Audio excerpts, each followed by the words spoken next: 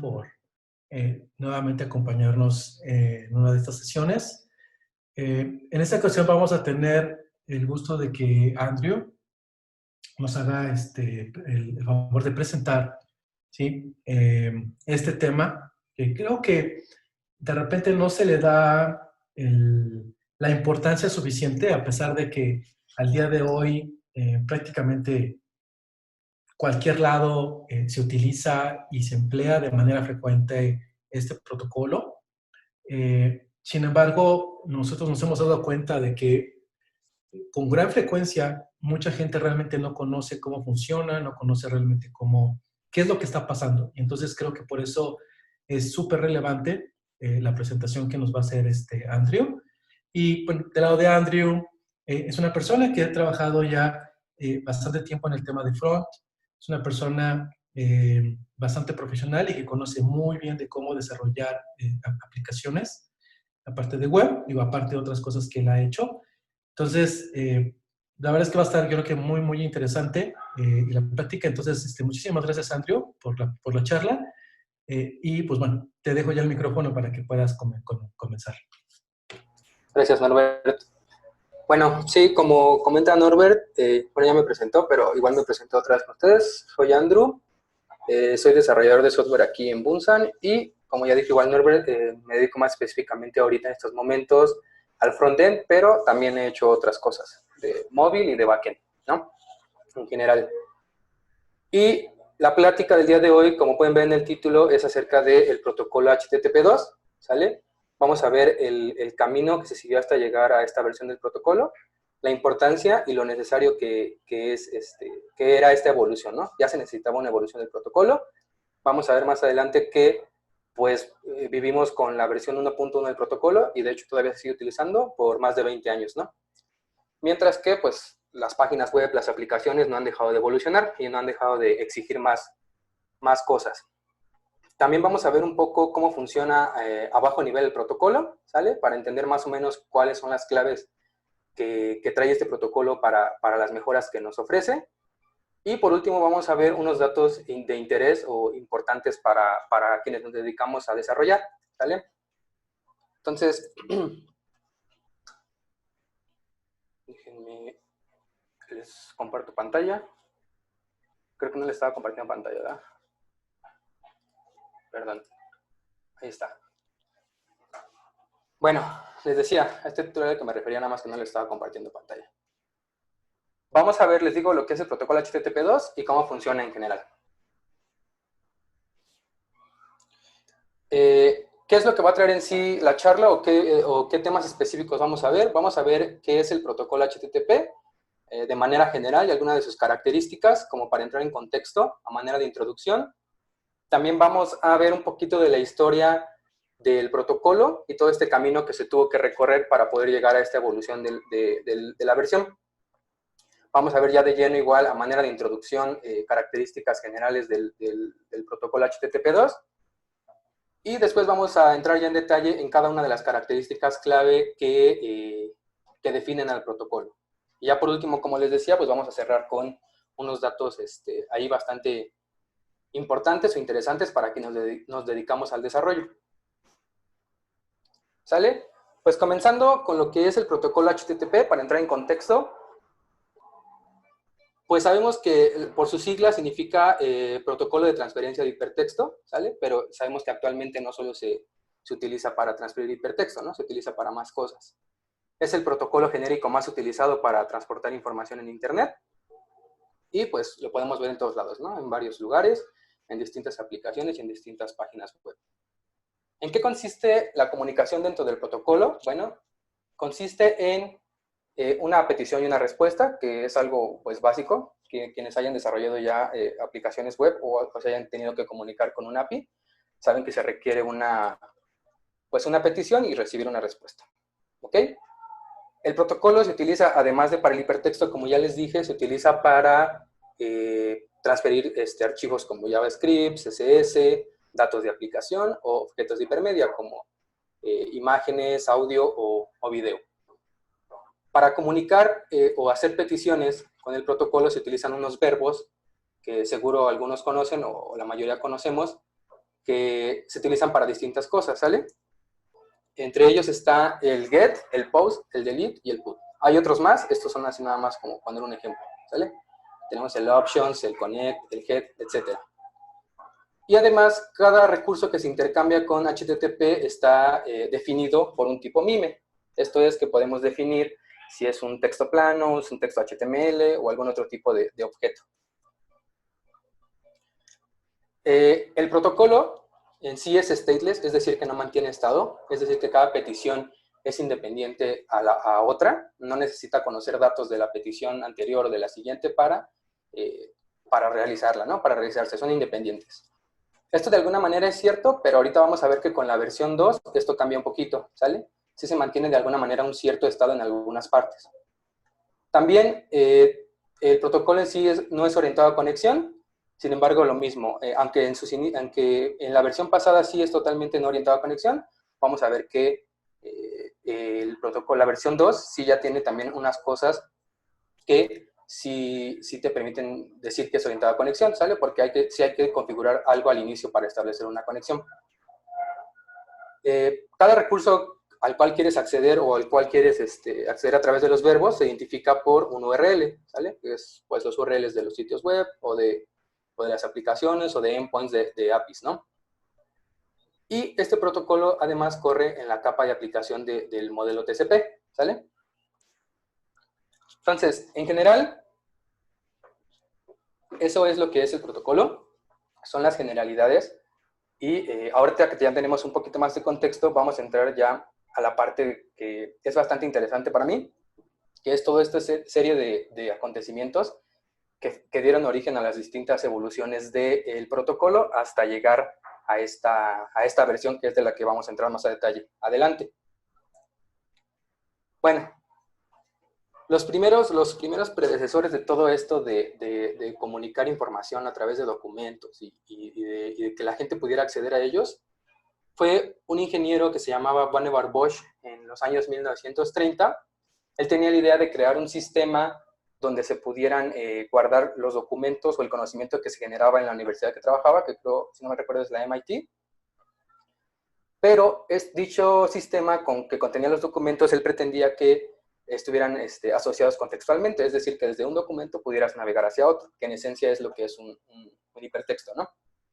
Y bueno, su sistema, pues, dado esos años, pues él estaba pensando en un sistema hecho con el microfilm de las películas, la cinta de películas que vemos.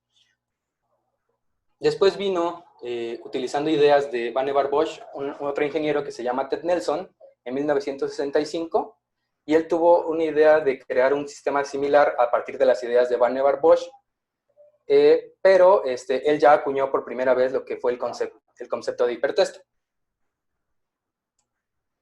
Y bueno, el concepto de él, o el que él describió, es que un hipertexto es cualquier material escrito o gráfico, o pictórico, justo como dice aquí en el enunciado, que se puede interconectar con otros, ¿sale? De tal manera que ya no es conveniente ponerlo en un papel, es decir, ya es conveniente tenerlo en un sistema, ¿sale? Decía también que estos documentos podían tener índices o mapas de contenido, es decir, tablas de contenido, y estas tablas de contenido pues establecían las interrelaciones hacia otros contenidos, ¿no? O otros materiales. Además, agregó otras cosas como que se le podían poner anotaciones, adiciones o pies de página, porque estaba pensado para un contexto académico. Tanto el sistema que ideó Vannevar Bush como el que ideó Ted Nelson, ninguno vio la luz, ¿vale? Nada más se quedaron en ideas, en conceptos y en avances, pero jamás terminaron nada. Entonces no fue hasta 1989 cuando ya viene quien podría ser, o quien se dice el padre del protocolo de HTTP, que fue el que lo inventó.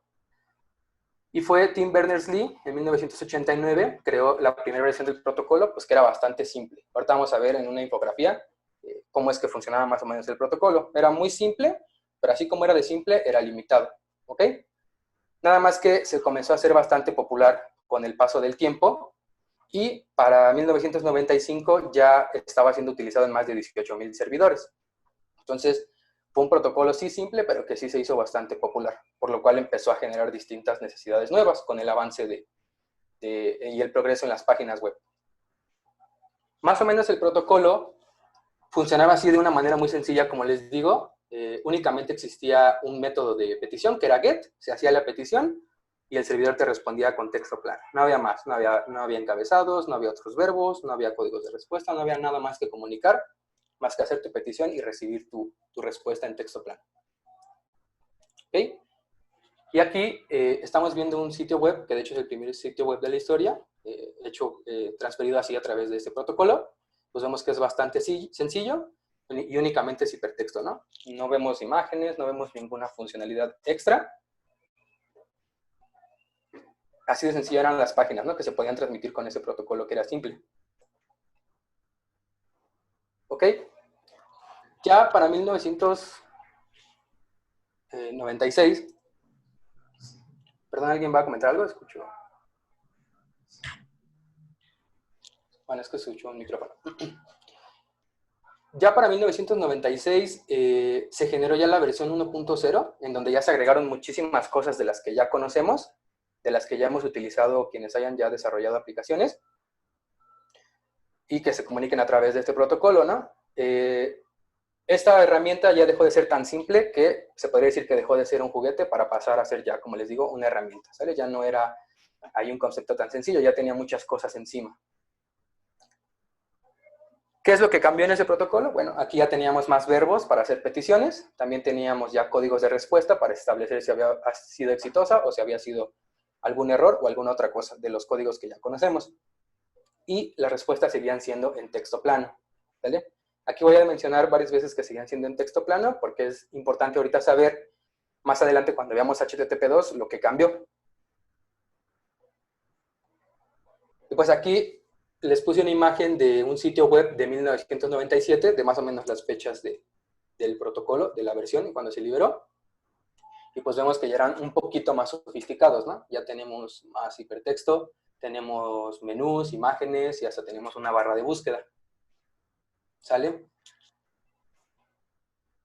Y casi inmediatamente después, en 1997, se liberó la versión 1.1, mejorando algunas cosas de la versión 1.0, ¿sale? Pero con esta versión del protocolo es con la que ya duramos más de 20 años. Y justo como comentó Norbert al inicio, pues de hecho, habemos de un tiempo yo, y hay muchos todavía desarrolladores que todavía no conocen que ya existe esta nueva versión, ¿no?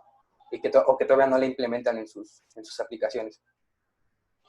Esta versión lo que tuvo de particular lo más importante es que ya no se necesitaba cerrar una conexión y volverla a reabrir tras responder, ¿no? Tras que llegara una respuesta del servidor, ¿sale? Ya no era necesario hacer ese shutdown de la conexión. Entonces eso pues ahorró tiempo y fue algo bueno para el performance. Y pues aquí hay otra infografía de cómo funciona esa versión del protocolo, ¿sale? Que es la que seguro estamos más familiarizados todos. Se agregaron más verbos de petición, se agregaron más tipos de encabezados. En la versión pasada también ya existían encabezados. Y se agregaron otros códigos de respuesta, ¿no? Y como vemos, las respuestas seguían siendo en texto plano. Hasta ese momento, todo seguía siendo comunicación con texto plano. Tanto la petición como la respuesta. Y aquí les puse una imagen igual de Yahoo, pero esta vez de 2005, si se dan cuenta, la que les mostré era de 1997, pasaron 8 años y pues la página cambió drásticamente, ¿no? O sea, ya tenemos una estructura mucho más sofisticada, ya podemos apreciar que hay CSS, totalmente, imágenes, menús, filtros, barras de búsqueda, ¿no? Se evolucionó la web mucho, pero en esos 8 años no cambió el protocolo y no cambió así hasta 2015, que ahorita vamos a ver que es cuando se liberó por primera vez HTTP2, ¿sale? Entonces, imagínense, desde 1997 hasta 2015 las páginas cambiaron muchísimo, siempre tendiendo a exigir más cosas, más recursos, más ancho de banda, más descarga de objetos, más complejidad, más todo, mientras que el protocolo pues no cambiaba, ¿no? Entonces, como un protocolo que se ideó en 1997, pues estaba sirviendo todavía para páginas web ya más actuales, ¿no? Del 2005, 2010, 2015. Siendo que pues ya exigían muchas más cosas, ¿no? Pero a partir de eso es como también surgieron muchos expertos o muchas prácticas para optimizar cosas que le ayudaran al protocolo. Y eso lo vamos a ver también más adelante, casi al final. Y bueno, pues hoy en día ya no solo tenemos páginas de contenido o páginas de documentos donde podemos acceder a dicho contenido, sino que además de páginas web cada vez más sofisticadas, tenemos aplicaciones web cada vez más complejas, ¿vale? Aquí puse una imagen del proyecto en el que estoy trabajando junto con mi equipo de trabajo. Y pues ya no solo es, les digo, compartir contenido, sino ya implementas cosas bastante complejas que necesitan otro tipo de cosas, ¿no? Y por ejemplo, HTTP2 viene a resolver muchas cosas, específicamente el performance, que es algo positivo para todas las páginas o para todas las aplicaciones, ¿no? Y pues aquí, aprovechando el comercial, pues está ahí el enlace por si quieren saber un poquito más de esta herramienta. Es prácticamente un salón de clases virtual, ¿sale? Es una herramienta para la educación virtual. Y si quieren conocer más, pues aquí está el URL. Todavía nos falta agregar unas cositas a la landing page. Y bueno, ya vimos que el protocolo pues no cambió durante un tiempo, sin embargo, las páginas web y la web en general no ha dejado de cambiar, incluso hasta nuestros días, no ha dejado de mejorar y de exigir más. Pero aquí me pareció curiosa esta broma que compartió la Internet Task Force. Es la institución que se encarga de establecer los protocolos de Internet. Y decía su broma más o menos, que la sacaron en el Día de los Inocentes, para Estados Unidos, que es el 1 de abril, creo. Decían que si necesitábamos un protocolo para poder controlar nuestra cafetera, ¿no? En ese momento, en aquellos años, pues podría parecer chistoso, pero ahora ya no parece tan chistoso la posibilidad de que te comuniques con una cafetera, con un refrigerador, con una lavadora, por ejemplo, a través de Internet, para programar algo o especificarle alguna tarea. Después, no quiere decir que, les comentaba que pues duramos con este protocolo más de 20 años, con la 1.1, pero no quiere decir que no hubo intentos de mejorar lo que se tenía, ¿no? Entonces, ahorita les voy a platicar sobre Speedy, que fue el que se acercó más a ser el nuevo estándar, pero antes de él hubo otros intentos más de mejorar el protocolo y de mejorar las deficiencias que tenía. Sin embargo, muchos, o más bien todos, porque no llegó ninguno, no tenían el apoyo necesario de la comunidad, ¿no? De la propia comunidad de HTTP y de la comunidad de los implementadores, los servidores y los navegadores. Y no fue hasta 2009 con Speedy, y que fue un protocolo que hizo Google, fue un protocolo experimental, que sí ya logró desarrollarlo algo suficientemente sólido para que se pudiera pensar que iba a ser el siguiente estándar, ¿no? Íbamos a dejar de utilizar HTTP como tal, aunque entre comillas, porque Speedy seguía utilizando HTTP.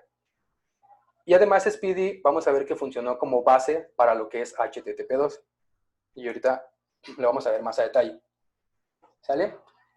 Cuando estaban haciendo el protocolo, con todas las mejoras y los cambios que estaban haciendo, se dieron cuenta que las páginas cargaban hasta 55% más rápido que utilizando la versión del protocolo de HTTP 1.1.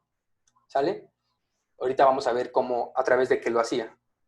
Y dado que este protocolo sí comenzó a ser aceptado por Google en el browser de Google Chrome, por Firefox y por otros tantos, de hecho ya lo implementaron en su momento, pues estaba encaminado a ser el estándar. Sin embargo, no fue así, ¿vale? Aunque todavía hay por ahí servidores que siguen teniendo implementación de Speedy y algunos browsers que siguen soportando eso.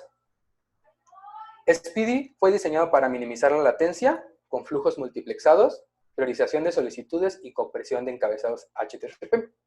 Aquí resalté un poquito este enunciado porque ahorita de que les hable de HTTP2 vamos a ver que esto describe prácticamente todo lo que vamos a ver ahorita, ¿no? Es por ello que dicen que Speedy pues, es el predecesor de HTTP2, el predecesor directo. Pero, ¿por qué ya no siguió Speedy, no? Porque si ya estaba ganando la carrera para ese momento y HTTP2 empezó un poco después, ¿sale? Y de hecho utilizando Speedy como punto de partida, pues una, porque Google ya dejó de darle soporte a Speedy, ¿sale? Ya lo marcó como deprecate. De hecho, buscas información y hay muy poca información oficial, por lo menos de la que yo encontré. Hay unos cuantos blogs oficiales de Google, pero todos marcados como deprecate. Y otra de las razones es que hubo un tiempo en el que ya entró HTTP2 y seguía conviviendo con Speedy. Mientras se desarrollaban los dos al mismo tiempo, HTTP2 demostró que su algoritmo de compresión de encabezados era más óptimo. Además, que dicho algoritmo y dicho mecanismo para la compresión de encabezados en Speedy, junto con la capa de seguridad, pues fueron víctimas de un ataque informático, ¿sale? Para probarlos. Se llamaba Crime. Entonces, pues por eso que se dejó de lado Speedy. Y teniendo Speedy como punto de partida y siendo el sucesor, digamos, visto como el sucesor de Speedy, pues viene HTTP2, ¿no? Se liberó en 2015 y pues trajo ahorita unas características que vamos a explicar más adelante, bastante importantes, que lo que hacen es mejorar nuestro performance significativamente, ¿sale? Como ven, pues el protocolo, a pesar de que puede parecer algo nuevo, no lo es tanto, ¿sale? Ya estamos en 2020 y el protocolo ya tiene 5 años de existir, ¿no? Y todavía vemos, o hay muchos que no lo implementan en sus desarrollos. Y aquí comenzamos ya con las generalidades del protocolo, ¿sale? Dice que el protocolo HTTP2 tiene como motivación principal el reducir la latencia o mejorar el performance, ¿sale? Que al cabo es lo mismo. ¿Cómo es que pretende lograr esto el protocolo? Pues a través de multiplexar las peticiones y las respuestas. Quienes hayan llevado por ahí clases de circuitos o tengan conocimiento de lo que es un multiplexor, pues saben que se pueden mandar varias entradas simultáneas y todos pueden salir a través de una misma salida, ¿sale? Que es la base de la conexión que tiene HTTP2. También a través de la compresión de encabezado, ¿sale? Para minimizar el overhead. Vamos a ver que en la versión de HTTP 1.1 siempre se mandaban muchos encabezados repetidos y en texto plano que traían overhead a tus aplicaciones, ¿sale? Tendrías que transmitir más datos, que muchos de ellos eran repetidos, ¿sale? Y además, como eran en texto plano, pues ocupabas ahí varios bytes. También a través de la priorización de peticiones, ¿sale? Esto nos va a dar un mecanismo para poder priorizar recursos más críticos que sean para nuestro sitio web o nuestra aplicación. Y otro mecanismo que se llama push de servidor, o que es un push de servidor, que consiste en que el servidor va a poder mandar de manera proactiva o adelantada recursos que el cliente, se sabe que el cliente puede necesitar, ¿sale? O que va a necesitar, más bien dicho. Bueno, ese rato vimos en la línea del tiempo que fueron versiones del protocolo 0.9, la versión 1.0 y la versión 1.1. Entonces, ¿por qué la versión no siguió llamándose, por ejemplo, HTTP 1.2? Se supone que el protocolo, o más bien la realidad del protocolo es que se conserva la misma semántica para la versión 2 como de la versión 1.1, es decir, sigues teniendo los mismos verbos, códigos de respuesta, etcétera, ¿sale? Y si tu cliente lo soporta y tu servidor lo soporta, el cambio pues es prácticamente transparente.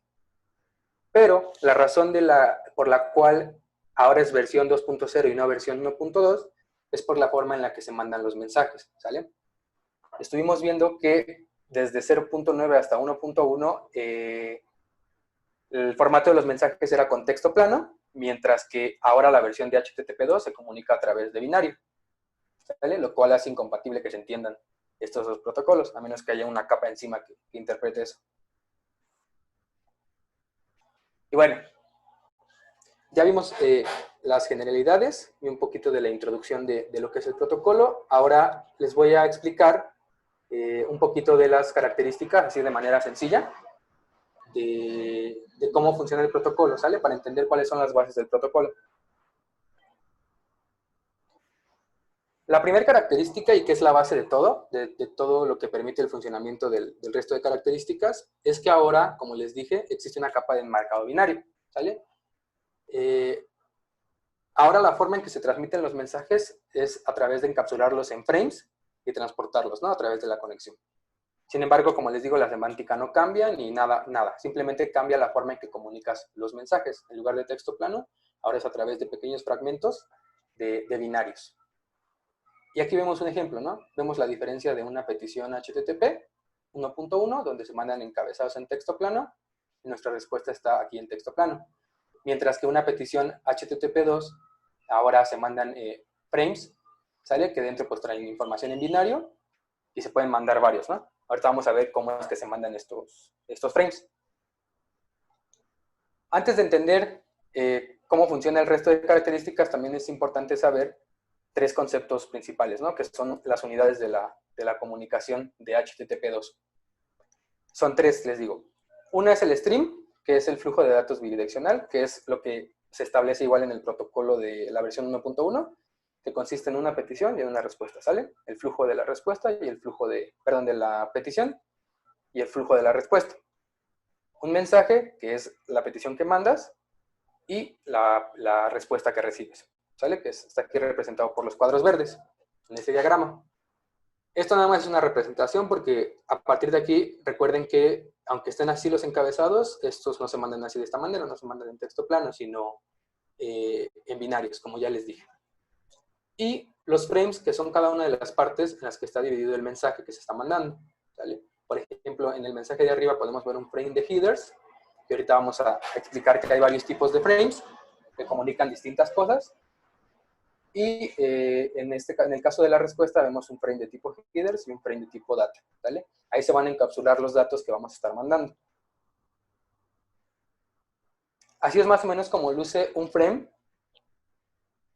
Igual es una representación nada más, ya que como les dije, pues, esto está hecho en binario.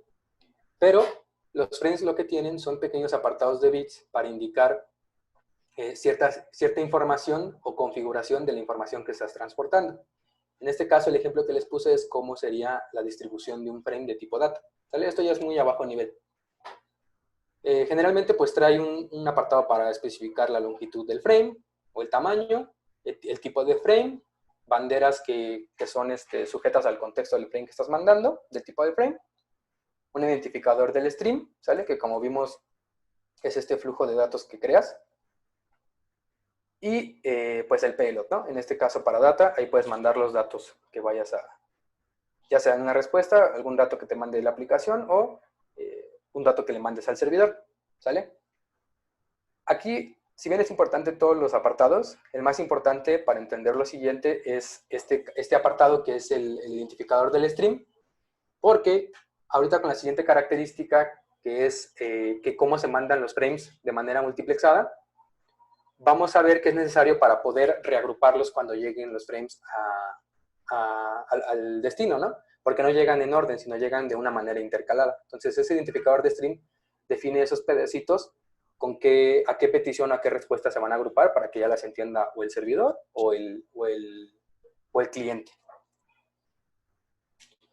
Y existen distintos tipos de frame que comunican distintas cosas, ¿vale? Así de manera muy rápida, están los de tipo data, que son para transportar los datos, como ya les dije, los headers, ahora aquí se van a transportar pues la información de los headers, los de prioridad, que nos van a ayudar a comunicar la prioridad de las peticiones o de los objetos que queramos obtener.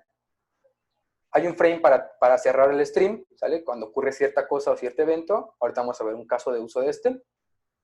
El frame de settings, que es el que establece la configuración de la conexión, ¿sale? Está un frame de tipo push promise, que nos va a servir para la característica de push de servidor. Está el ping, que le sirve al protocolo para estar midiendo para hacer mediciones del rendimiento de la conexión, ¿sale? El go away, que es cuando ocurre un error para cerrar toda la conexión completa. El window update, que también es importante, porque es el que nos ayuda a definir el control de flujo, que es una de las características que vamos a ver ahorita. Y el frame de continuación, que sirve para cuando hay frames de encabezados muy grandes, y estos te ayudan a continuar los frames, ¿no? Son extensiones de frame de encabezados. Y bueno, una vez que entendemos ya la forma en que se separa una conexión, la forma en que se transmiten los datos, se va a entender un poquito más esta siguiente característica, que es la multiplexación de transmisiones, ¿sale? En la versión 1.1 del protocolo, cuando tú querías obtener varios recursos, tenías que abrir varias conexiones, así como se ve en esta imagen, ¿sale? Es un ejemplo un poquito más gráfico. Si tú querías un recurso, tenías que hacer una conexión para ese recurso, se hacía la petición y hasta que te respondía, podías utilizar otra vez esa conexión, ¿sale? Bueno, más bien, tenías que abrir otra conexión. En general, con el protocolo 1.1, los browsers abren hasta 6 conexiones, ¿sale? Entonces tienen que estar disponibles una conexión para poder abrirla y poder hacer una petición y recibir una respuesta. Mientras que en HTTP2, ahora no, ahora se establece una única conexión, ¿sale? A través de la cual se pueden mandar todas las peticiones y recibir todas las respuestas, ¿de acuerdo? Esto se puede gracias a la multiplexación de las solicitudes, ¿sale? Y además, a esa característica que tiene HTTP2 de partir los streams en pequeños frames, ¿no? Los mensajes. Como les decía, pues HTTP2 habilita la multiplexación completa de solicitudes y respuestas, y esto es a través de que, como se puede partir los mensajes en diferentes frames, pues se pueden intercalar y se pueden reensamblar en el destino, ¿no? Con el identificador de stream que les dije. Entonces, en este pequeño diagrama, vemos cómo se están mandando varios streams, ¿sale? Si se fijan, está el stream 1, el stream 3, y hay dos frames del stream 3 y dos frames del stream 1, y por acá tenemos un stream 5, ¿sale?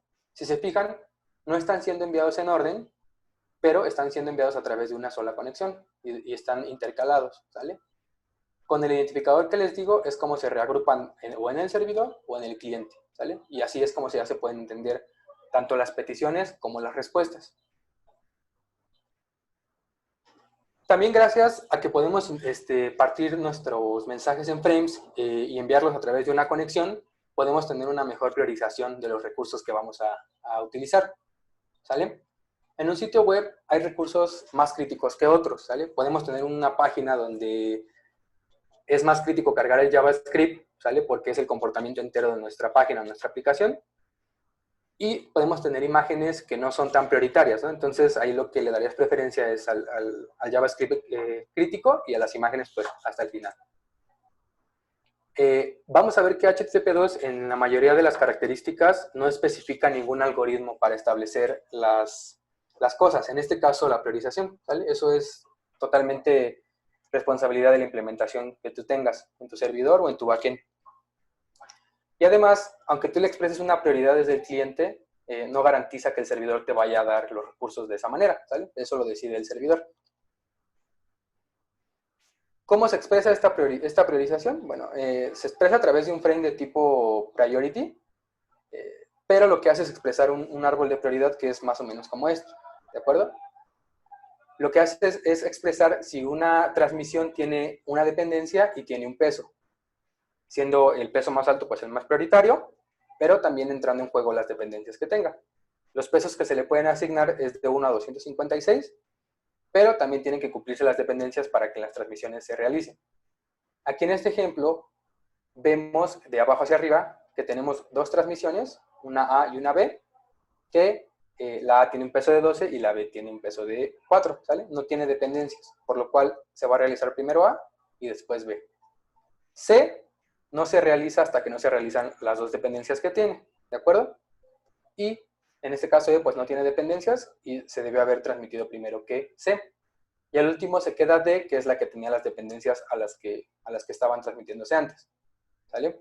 Entonces podemos ver que aunque los pesos son más pequeños en unos casos, impactan también las dependencias que se tienen a otras prioridades. Esto les vuelvo a decir, esto es a bajo nivel, esto lo hace la implementación que ustedes pongan en su backend o con el framework con el que estén trabajando.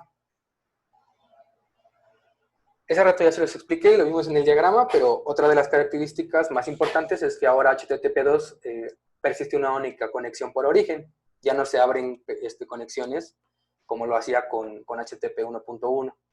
¿Sale? Con el nuevo mecanismo de enmarcado binario, ya no se necesitan abrir múltiples conexiones, y en cambio a partir de una sola conexión se pueden estar mandando streams, ¿sale? Multiplexados a través de los frames, de cómo los partes. Entrando en juego, pues que se pueden priorizar y se pueden intercalar. Y pues como resultado ya no necesitas estar abriendo conexiones, por eso tu conexión es persistente en HTTP2. Aquí vemos un ejemplo más gráfico de cómo es esta conexión persistente en HTTP2 contra cómo eran las conexiones en HTTP 1.1. En HTTP 1.1, como ya les dije, por cada recurso que solicitas tenías que abrir una conexión y el servidor te respondía en esa conexión, ¿de acuerdo? Aquí en este ejemplo vemos cómo solicita 3 cosas y tiene 3 conexiones TCP.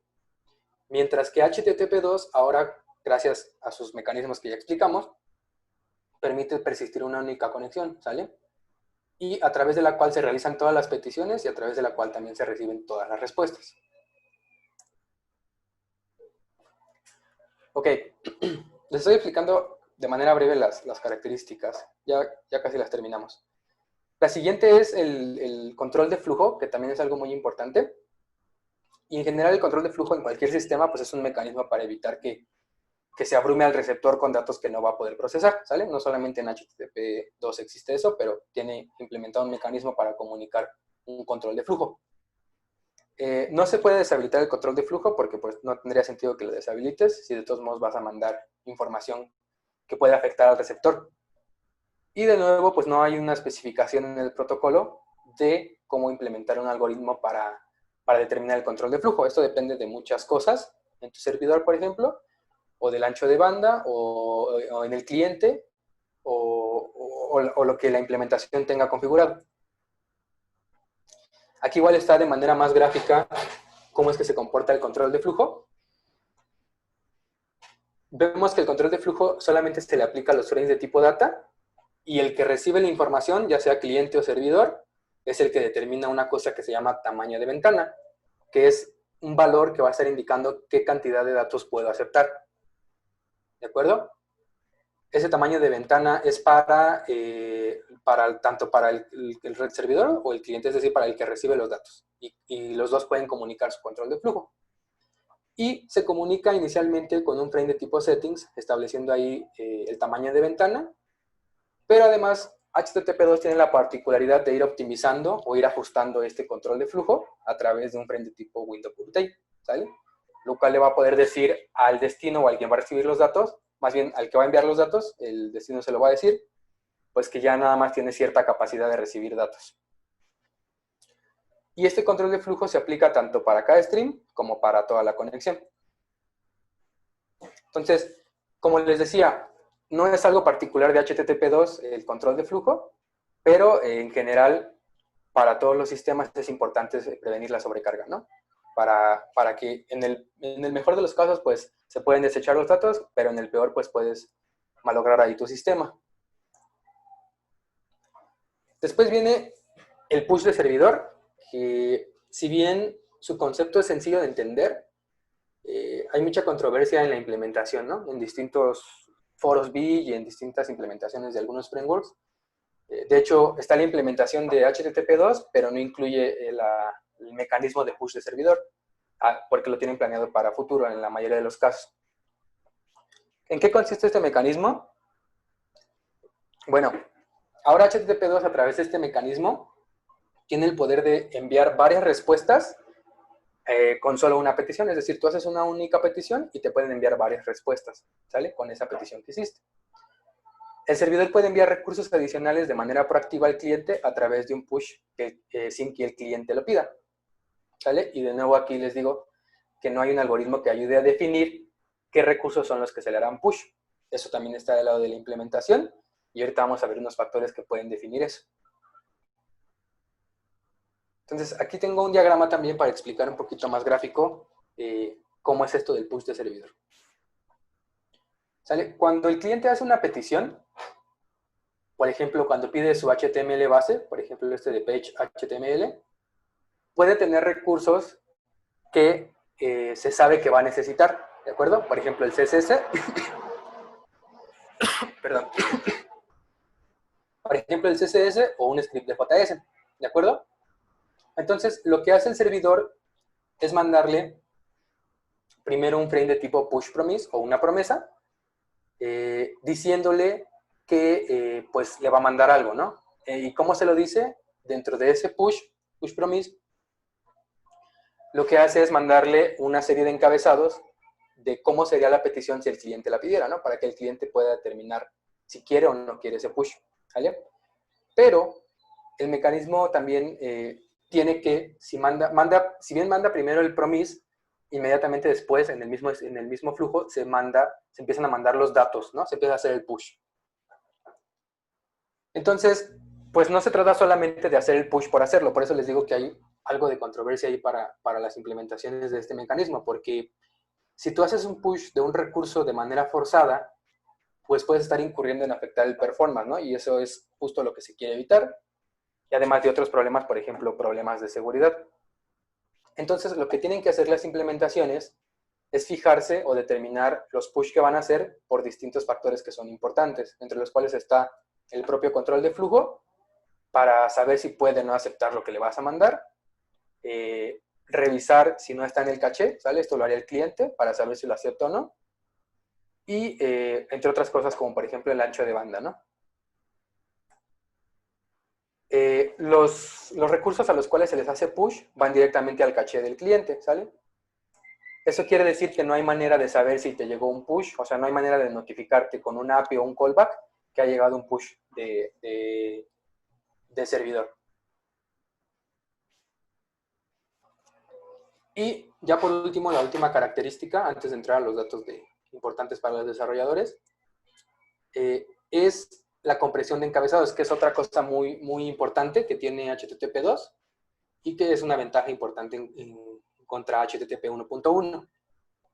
Sabemos que todas nuestras peticiones de HTTP llevan un conjunto de encabezados, y también en la versión pasada y en esta versión. Pero en HTTP 1.1, como les dije, pues se manda un overhead de encabezados de texto plano, incluso encabezados que se están repitiendo constantemente.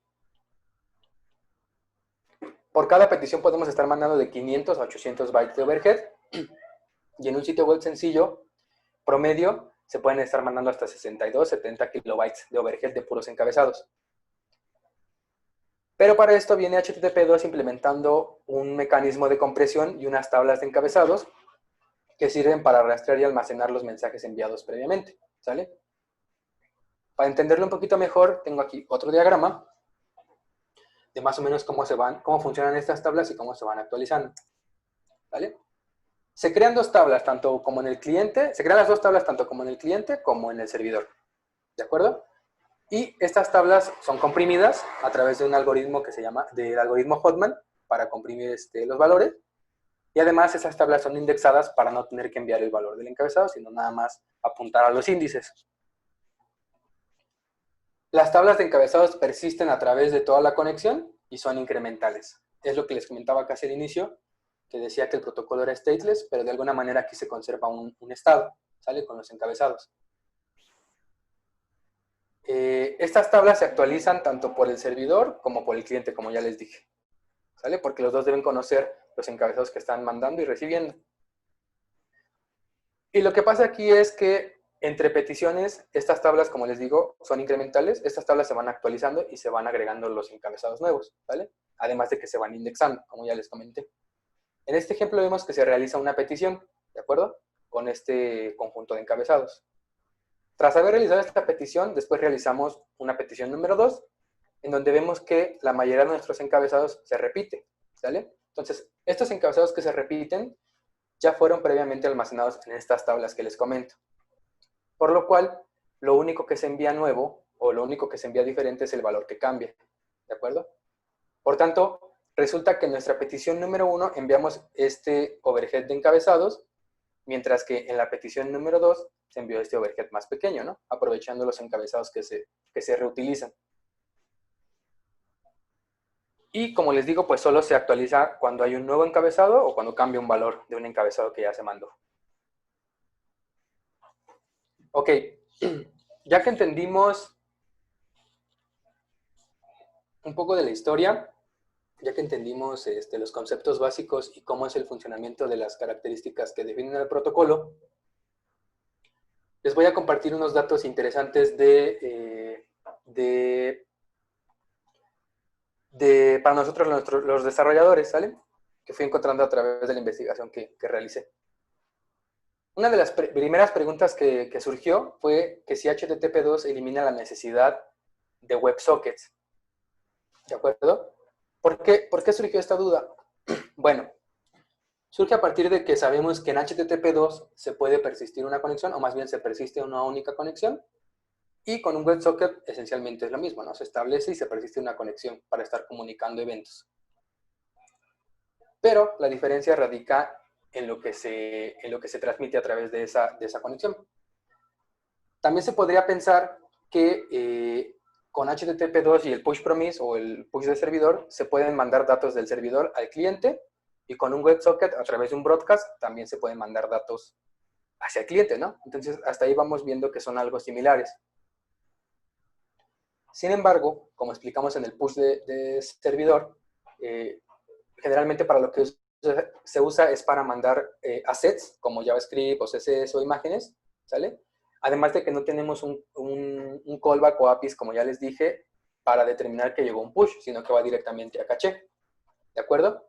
Mientras que para los WebSockets sí suele haber implementaciones del lado del cliente con APIs o callbacks que te ayudan a saber cuándo ocurrió un broadcast del socket, ¿no? Te ayudan a atrapar los valores que te manda el socket a través del socket y tú los puedes manejar, ¿no? Y si tienes la capacidad de aprovecharlos en tu aplicación, ya que estos no van a caché, sino los puedes tener ahí en memoria.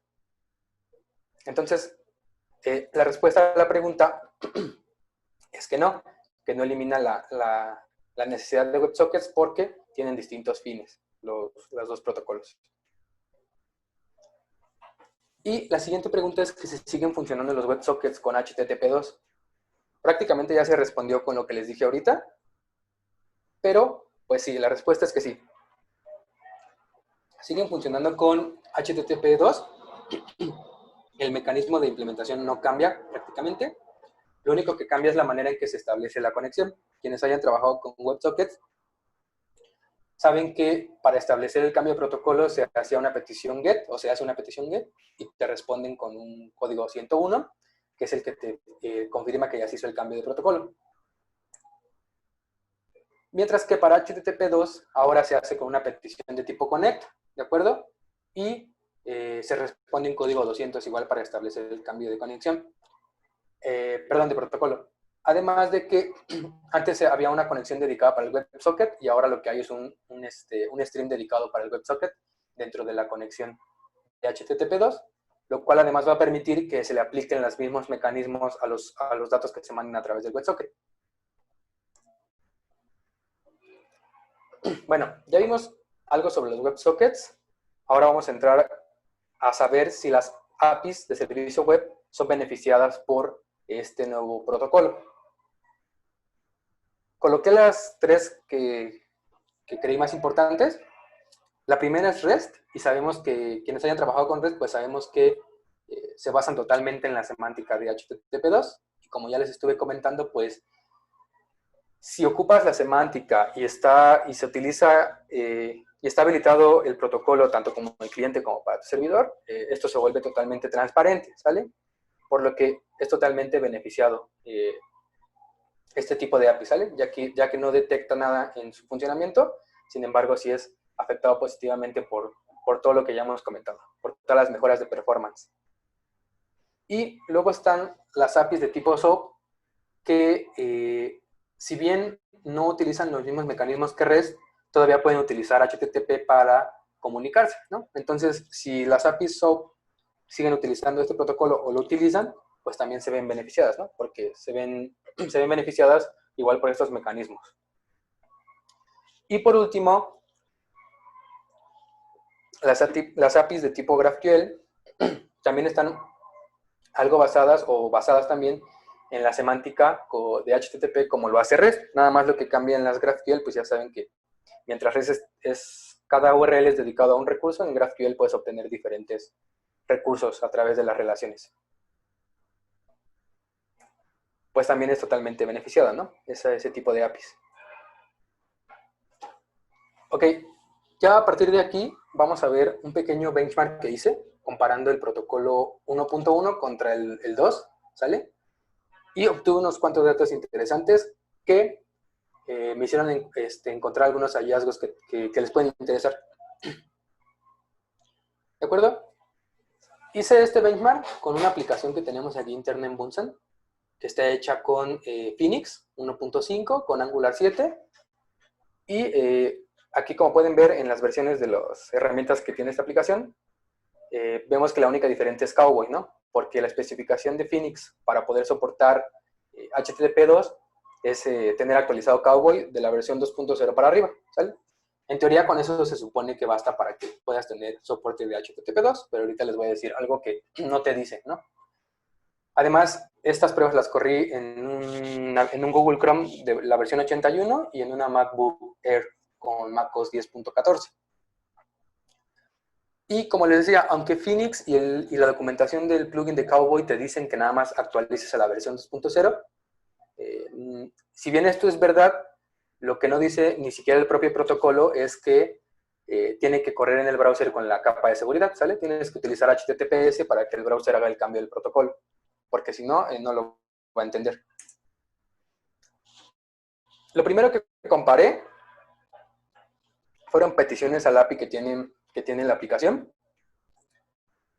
Y lo que detecté es que en efecto HTTP2 tuvo pues una mejora significativa respecto de HTTP1.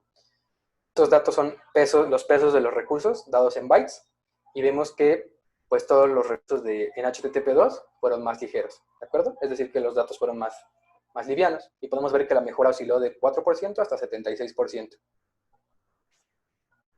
Y aquí está ya de manera más gráfica, ¿no? Las barras azules son más grandes que las rojas, siendo azul HTTP1 y el rojo siendo HTTP2. Después también comparé el tiempo de descarga de estos recursos, de estas peticiones al API. Igual pasó lo mismo, ¿no? Los tiempos fueron muy pequeños en ambos casos, sin embargo fueron más pequeños en HTTP2, ¿de acuerdo? Las mejoras oscilaron del 31% hasta el 68%, como pueden ver aquí en esta tabla. Igual aquí para verlo de manera más gráfica, vemos que HTTP1 en color azul, pues son las barras más grandes, ¿no? Indicando que tardó más tiempo que HTTP2 en poder descargar estos recursos. Hasta ahí, en este pequeño experimento que hice, todo iba bien, hasta que me encontré con algo interesante que vamos a ver en el siguiente caso, ¿sale? En el siguiente caso vamos a ver que en la mitad o la mayoría de los casos, HTTP1 le tuvo ventaja a HTTP2, ¿no? Entonces, cuando estaba realizando ese experimento, pues me causó ahí extrañeza porque en general lo que promete HTTP2 es que va a ser más rápido, pero en este caso estaba siendo más lento prácticamente en todos los casos. Y ahorita les voy a explicar por qué sucede esto. Aquí estamos viendo las mejoras en cuanto al peso de los recursos. Esta vez están dados en kilobytes. Y ahora lo que se está comparando son assets, ¿sale? Que son JavaScript, que son los que genera Angular. Quienes hayan hecho alguna aplicación en Angular, de manera por defecto Angular te genera tus assets concatenados en un archivo main, en un archivo vendor, en el archivo polyfills, en el runtime y en el styles. Son los archivos como que por defecto te crea. Y tú ya después le puedes poner configuración encima para que haga otras cosas. Para este caso lo que hice nada más fue partir el vendor en chunks más pequeños porque pesaba 1.2 megas el vendor, todo completo. Y vemos que los recursos que nada más fueron afectados positivamente fueron los más pequeños, ¿sale? Teniendo ahí una ligera mejora. Y aquí en la gráfica vemos que prácticamente todas las barras pues son iguales, nada más viendo las mejoras aquí en los recursos pequeños. También comparé los tiempos de descarga, y aquí fue donde me topé ya con lo curioso que pasó, en que muchos de los recursos obtenidos a través de HTTP2 tuvieron desventaja en tiempo en contra HTTP 1.1, ¿vale? Entonces, pues realicé ahorita, les voy a mostrar otros experimentos, tuve que realizar otros experimentos para encontrar la razón de por qué pasaba esto, ¿no? Además de unos cuantos artículos que leí y un estudio que leí de unas pruebas que hicieron similares a estas. Ahorita que veamos el siguiente les voy a explicar por qué pasa esto. Aquí está la gráfica y vemos que en general ahora HTTP1 fue más rápido que HTTP2, ¿vale? Salvo algunas excepciones.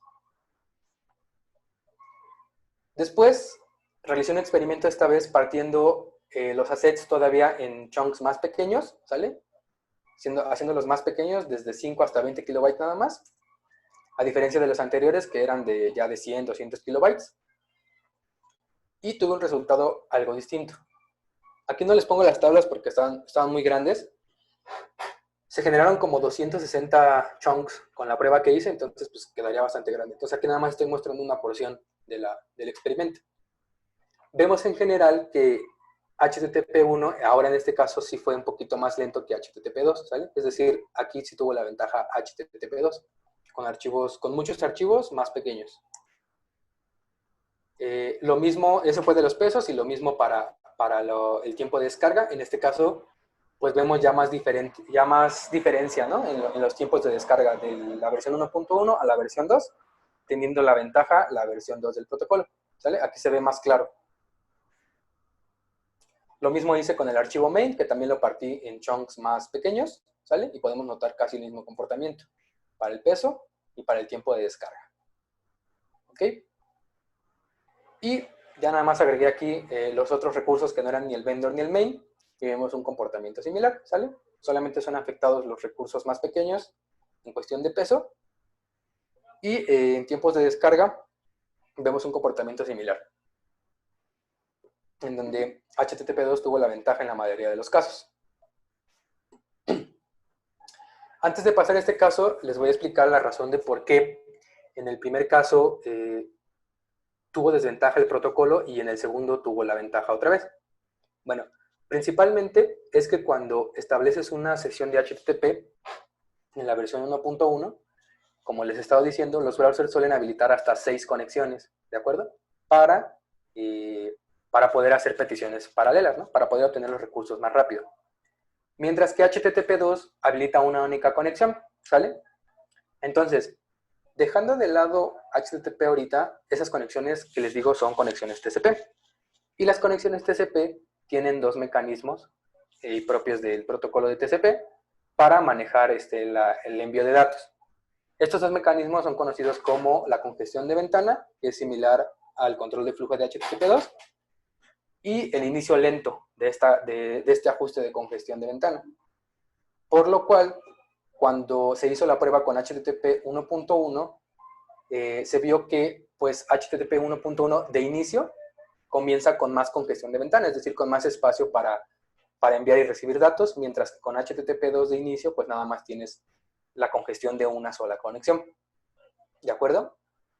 Esta congestión y este control de flujo se va optimizando a través de toda la sesión que tengas tu conexión, ¿sale? En HTTP2, pero de inicio HTTP 1.1 se va a ver más beneficiado de este tipo de carga de recursos, ¿sale? Y ahorita, acabando esta parte del benchmark, vamos a ver que eso incurre en que las prácticas que se utilizaban, o las buenas prácticas que se utilizaban para optimizar los tiempos y el performance en la versión 1.1, muchas de ellas ya son vistas como antipatrones para la versión 2.2, perdón, 2.0. Bueno, después hice este último caso de prueba, donde dejé de partir los recursos en chunks más pequeños y los dejé tal como estaban, que es como los genera Angular, y además agregué 3 imágenes mucho más grandes, ¿sale? Una imagen de 2 megas, una de 4 y una de 6 megas.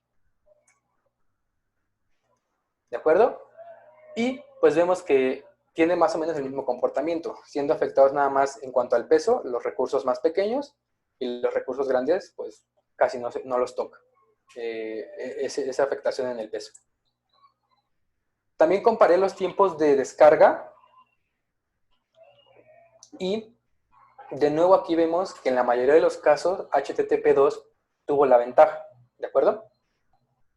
En este caso, ¿por qué sucede esto, no? Si habíamos visto que en el primer caso, de esta forma, de una forma similar, HTTP 1.1 tenía la ventaja. Bueno, en este caso es porque los recursos más grandes, que son los de las imágenes, pues ahora como son mucho más grandes, ¿sale? O sea, haciendo la diferencia de peso de los anteriores algo amplia, los tiempos de descarga son más grandes, ¿sale? Y recordemos que en HTTP 1.1 se pide un recurso por conexión, por lo cual, al ser los tiempos de descarga más grandes y que no se puede hacer otra petición hasta que no se responde la que ya mandaste, eso mantiene ocupada más tiempo 3 conexiones, ¿sale? En el caso de las imágenes, además del vendor, que también pesaba 1.2 megas, ¿sale? Y también tomando en cuenta el dato que les dije que los browsers habilitan hasta 6 conexiones, pues prácticamente en este caso de prueba, lo que estaba pasando es que con la versión 1.1 se estaban bloqueando o se estaban reteniendo más tiempo 4 conexiones, dejando disponibles solo 2 para el resto de recursos, ¿sale?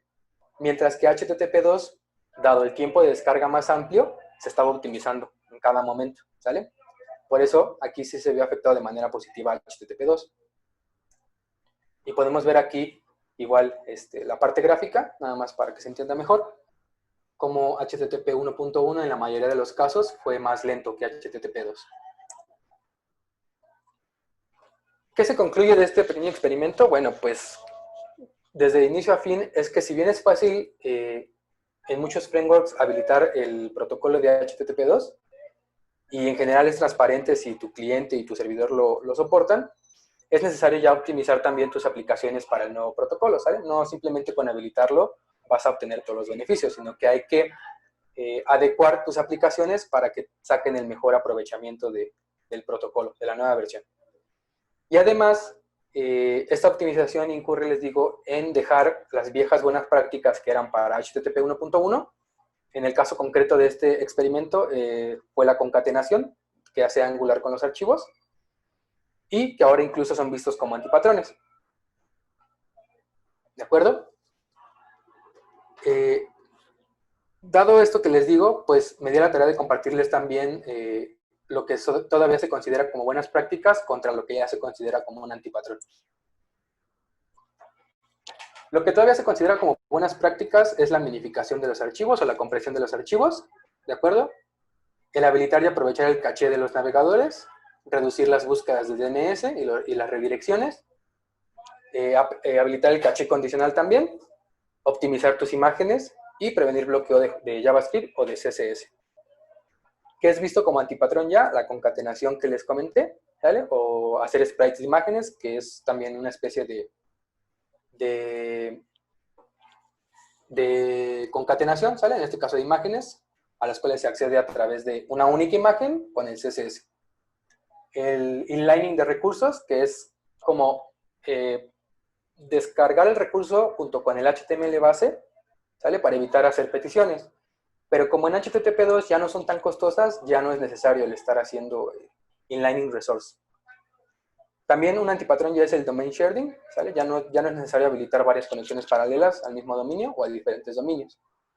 Tampoco es necesario tener dominios extras de cookieless para recursos estáticos y tampoco es necesario realizar el prefetch, ¿sale? Dado que ya existe la priorización y el push de servidor.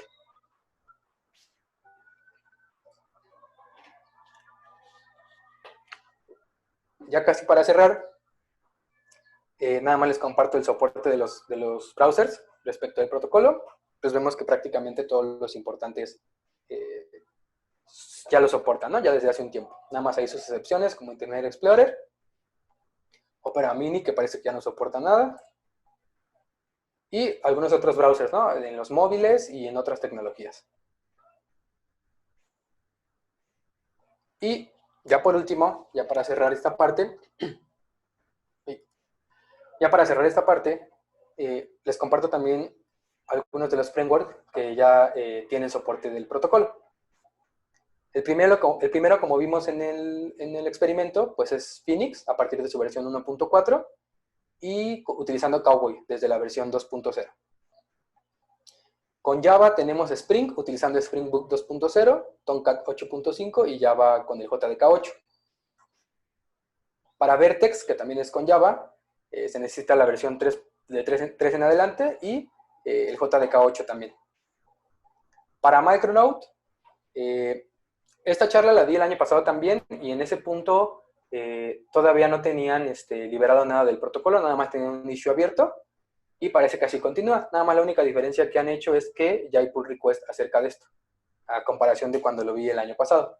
Pero se supone que ya se va a liberar el soporte de HTTP2 a partir de la versión 2 de Micronaut. Y también agregué el tema de Node, ¿sale? Antes se tenía que instalar una dependencia para dar soporte a HTTP2, ahora viene directamente a partir de la versión 9.0. Por si están trabajando en alguno de estos frameworks o van a empezar algún desarrollo. Y pues sería todo de mi parte. No sé si tengan algunas preguntas o dudas. Sí, ya hay una en el chat, una duda. Sí. Ya. Dice,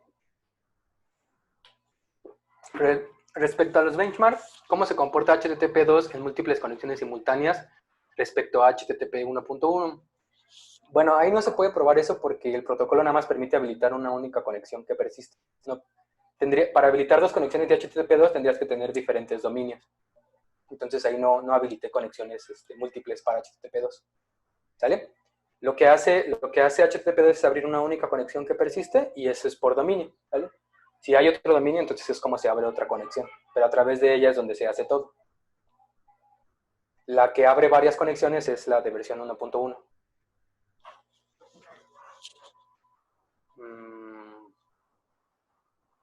Pues cada conexión es independiente. Bueno, preguntan que se refiere a múltiples clientes. Cada conexión es independiente y ahí va a influir ya el servidor, ¿no? Que es el que va a estar recibiendo las peticiones y cómo maneje las cargas o tu implementación que tengas. Ya no es tanto el manejo de HTTP, sino la cantidad de datos que va a procesar el servidor y va a aplicar todos los mecanismos que ya les dije a través de cada una de esas conexiones, como el control de flujo, la priorización, etcétera, ¿no? Basado en la carga a lo que tú le sometas con varias conexiones de varios clientes. No sé si eso más o menos queda claro.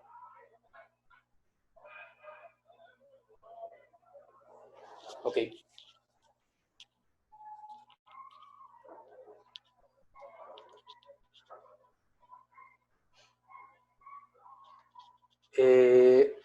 No se despachan, no son asíncronas, ni son secuenciales. Como les dije, bueno, me preguntan aquí que si al tener una sola conexión abierta, las transmisiones se despachan secuencialmente o la petición, y la respuesta es asíncrona. No, o sea, sí tiene que llegar, como los streams o los mensajes, más bien dicho, se mandan partidos en frames, tienen que llegar todos los frames de la petición porque se tienen que reagrupar en el servidor en este caso, y todos los frames de la respuesta se tienen que reagrupar en el cliente, ¿sale? Por lo cual, no son secuenciales, ¿por qué? Porque pueden ser intercaladas, ¿sale? Se pueden estar mandando en diferente orden, pero con el identificador de string que les digo que contienen los frames, es como se reagrupan, ¿sale? Y hasta que no se tiene la respuesta completa, que ocurre muy rápido, en milisegundos, es como la petición completa, perdón, es como se empieza a mandar los frames de la respuesta, ¿vale? Entonces no es asíncrono.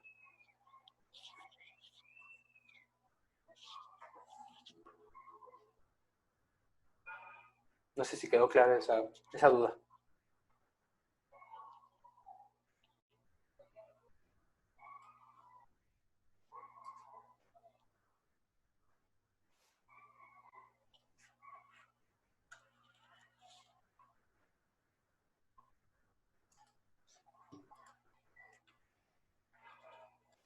No sé si por ahí tengan alguna otra duda.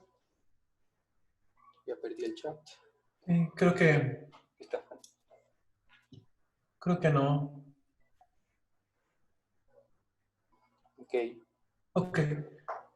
Ya nada más ahí, pues ahí les comparto la bibliografía. En algunos casos no puse los URLs, entonces si quieren saber o leer un poquito más o conocer más del tema, pues si quieren me escriben y les paso las fuentes ya con las URLs.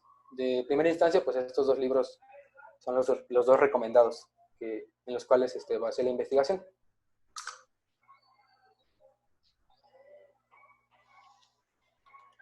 Y pues ya, de mi parte sería todo. Ok. Ok, Andrew, pues muchísimas gracias nuevamente por la presentación, Andrew. Les recuerdo a todos que estaremos subiendo esta presentación, así como las demás, en el canal que tenemos de YouTube, ¿no? De Bunsan. Entonces, igual están cordialmente invitados bueno, les vamos a avisar para que pasen. Y, por supuesto, que si tienen alguna otra duda y lo que sea, pueden, obviamente, acercarse con Andrew o buscarnos también por este medio para platicar más al respecto, ¿no? Entonces, Andrew, muchísimas gracias. Y bueno, nos estaremos viendo para la siguiente sesión. Estén ahí pendientes y estaremos avisando próximamente para la siguiente plática. Gracias a todos. Muy buenas tardes. Gracias.